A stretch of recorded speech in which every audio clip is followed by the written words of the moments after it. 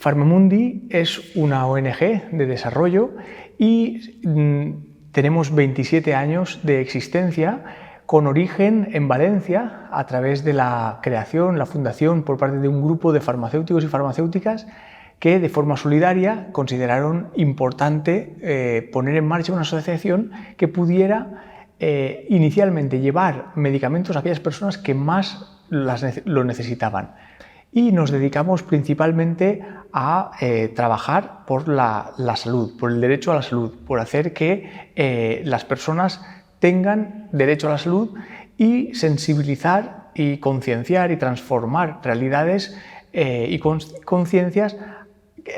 sobre el ámbito de la salud y la realidad de qué tan diferente es el acceso a la salud en nuestro contexto y en otros países donde estamos nosotros de manera permanente.